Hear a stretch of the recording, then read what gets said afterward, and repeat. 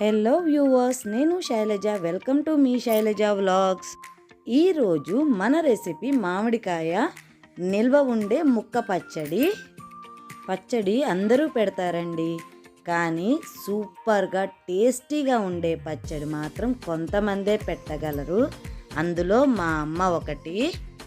మా అమ్మ పెట్టే పచ్చడి మా ఫాదర్ సైడ్ వాళ్ళు కానీ మా మదర్ సైడ్ వాళ్ళు కానీ లొట్టలేసుకుంటూ తింటారు, మాతో సహా. ఆ రెసిపీ పక్కా కొలతలతో మీకోసం. ముందుగా మామిడికాయలని ఎంచుకోవాలి. మామిడికాయలు తోట ఉన్న వాళ్ళైతే గనక చెట్టుకి 1-2 మామిడికాయలు పండిన తరువాత ఆ చెట్టు నుంచి పచ్చి మామిడికాయలు తెంపుకొని తీర్చుకోవాలి. తోట లేని వాళ్ళైతే గనక మార్కెట్ నుంచి బాగా టెంక పట్టిన మామిడికాయలు ఏరుకొని తెచ్చుకోవాలి. అవైతేనే పచ్చడి నిల్వ ఉంటుందండి సంవత్సరం పొడవునా. లేకపోతే జీడి పట్టిన మామిడికాయలు అయితే పచ్చడి తొందరగా చీకిపోతుంది. ఇది గుర్తుపెట్టుకోండి. మామిడికాయ పచ్చడి పెట్టడానికి రసాలు, జలాలు, తోతాపురి మామిడికాయలు యూస్ చేస్తారండి. అన్నిటిలోకి రసాలు చాలా బాగుంటుంది పచ్చడి. కాయలు తెచ్చుకున్న తర్వాత వాటిని 2 గంటలు నీళ్ళల్లో నానబెట్టి ఉంచుకోవాలండి. కాయలు నానిన తరువాత ఇక్కడ చూపిస్తున్న విధంగా శుభ్రంగా కడిగి తొడిమె దగ్గర చాకుతో నేను కట్ చేస్తున్నాను కదండి, అలా కట్ చేసి ఒక క్లాత్ మీదకి తీసుకోవాలి. ఇలా సొన లేకుండా అన్ని మామిడికాయలు కట్ చేసి తీసుకోవాలండి. ఇలా కట్ చేసుకున్న మామిడికాయలని శుభ్రంగా తుడిచి పెట్టుకోవాలండి. ఇక్కడ మనము 2 మానికలు ముక్క పచ్చడి పడుతున్నామండి. అందుకని ఒక 1/2 కేజీ వెల్లుల్లిపాయలు తీసుకోవాలి. వాటిలో ఒక 100 గ్రాముల వెల్లుల్లిపాయలు పొట్టు మొత్తం వలిసేసి పక్కన ఉంచుకోవాలండి. మిగిలిన 150 గ్రాముల వెల్లుల్లిపాయలను మనము కోర్సుగా మిక్సీ పట్టుకొని పక్కన ఉంచుకోవాలి. ముక్కలను ఇలా మనకు కావలసిన సైజులో కట్ చేసి పెట్టుకోవాలండి.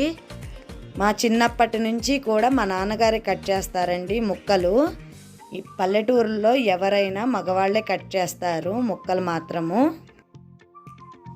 ముందుగా ఒక కాయని 3 భాగాలు చేసి ఆ 3 భాగాలని మనకు కావలసిన సైజులో ముక్కలుగా కట్ చేస్తారండి. తరువాత కట్ చేసిన ముక్కలను ఒక పొడి క్లాత్ తీసుకొని శుభ్రంగా తుడవాలండి. దానిలో ఉన్న జీడి ఇంకా ఏదైనా ఉంటే అది మొత్తము శుభ్రంగా తుడుచుకోవాలి. గట్టిగా ఉన్న ముక్కలు మాత్రమే ముక్క పచ్చడికి యూస్ చేసుకోవాలండి.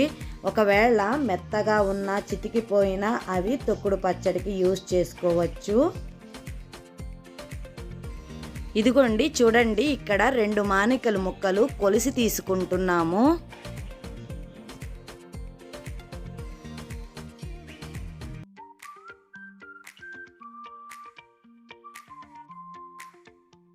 ఒక 1/2 కేజీ నూనె తీసుకొని ముక్కలు మొత్తానికి నూనె పట్టించి వేరే బేషన్లోకి తీసుకోవాలి. ఇలా చేయడం వల్ల ముక్కలు బిరుసెక్కి మెత్తబడకుండా ఉంటాయండి. ఇలా నూనెలో ముంచి తీసుకున్న ముక్కలలో 100 గ్రాముల మెంతులు, 150 గ్రాముల ఆవాలు చేర్చి పౌడర్ చేసి పెట్టుకోవాలండి. మెంతులు వేయించి పౌడర్ చేసుకోవాలండి. మరీ ఎక్కువ మెంతు పిండి వేసిన చేదొస్తుంది, ఇది గుర్తుపెట్టుకోండి. కారము 3 గిద్దలు వేసామండి. ఇది కారం ఉన్న కాయలు కాబట్టి 3 గిద్దలు. కారం లేని కాయలైతే గనక సాలిడ్ కారం వేసుకోవచ్చు. మనం ముందు చెప్పాం కదండి, 150 గ్రాములు వెల్లుల్లిపాయలని కోర్స్గా గ్రైండ్ చేసి పెట్టుకోవాలని, అది యాడ్ చేసుకుంటున్నాం ఇక్కడ. ఇలా వెల్లుల్లిపాయలు మిక్సీ పట్టి వేసుకోవడం వల్ల స్మెల్ చాలా బాగుంటుందండి.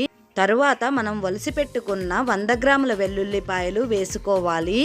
వెల్లుల్లిపాయలు ఇలా వేయడం వల్ల పచ్చడిలో నానిన తరువాత చాలా క్రిస్పీగా చాలా టేస్టీగా ఉంటాయండి ఈ వెల్లుల్లిపాయలు. మానికకు 3 గిద్దలు చొప్పున 2 మానికలకు 6 గిద్దల ఉప్పు యాడ్ చేసుకోవాలండి. ఈ మొత్తాన్ని బాగా కలిపి 2 టేబుల్ స్పూన్ల పసుపు కూడా యాడ్ చేసుకొని మొత్తం బాగా మిక్స్ అయ్యేటట్లు కలుపుకొని జాడీలోకి తీసుకోవాలండి. ఇక్కడ ఒక టిప్ అండి, దీనిని అలాగే జాడీలోకి తీసుకోవాలి. దీనిలో ఇంకా ఆయిల్ యాడ్ చేయకూడదు. ఇప్పుడు యాడ్ చేస్తే కనుక ఉప్పు కరగదండి, ఇది గుర్తుపెట్టుకోవాలి. జాడీలోకి ట్రాన్స్ఫర్ చేసుకున్న తర్వాత 3 రోజుల వరకు రోజుకు ఒకసారి కలుపుతూ ఉండాలండి, అప్పుడే ఉప్పు కరుగుతుంది. ఉప్పు కళ్ళు పూర్తిగా కరిగిన తర్వాత ఇంకొక 1/2 kg నూనె పడుతుందండి. మొత్తంగా 1 kg నూనె పడుతుంది ఈ పచ్చడి మొత్తానికి. పచ్చడి కంప్లీట్ అయిన తర్వాత దాని మీద ఒక క్లాత్ వేసి తడి తగలకుండా ఉంచుకుంటే సంవత్సరం మొత్తం నిల్వ ఉంటుందండి. పచ్చడి పట్టడం కంప్లీట్ అయిన తర్వాత ఆ బేషన్లో అన్నం వేసి అందరికీ ముద్దలుగా పెడితే ఎంత టేస్టీగా ఉంటుందోనండి. మా అమ్మమ్మ కూడా అలాగే చేసేవాళ్ళు. మా అమ్మ కూడా అలాగే అందరికీ ముద్దలు పెడతారు. చాలా అంటే చాలా టేస్టీగా ఉంటుంది. ఇంట్లో ఉన్న అందరూ తింటామండి. ఇప్పటి వరకు మన ఛానల్ని ఎవరైనా సబ్స్క్రైబ్ చేసుకోకపోతే వెంటనే సబ్స్క్రైబ్ చేసుకోండి. Thanks for watching. Please like, share and subscribe to our channel.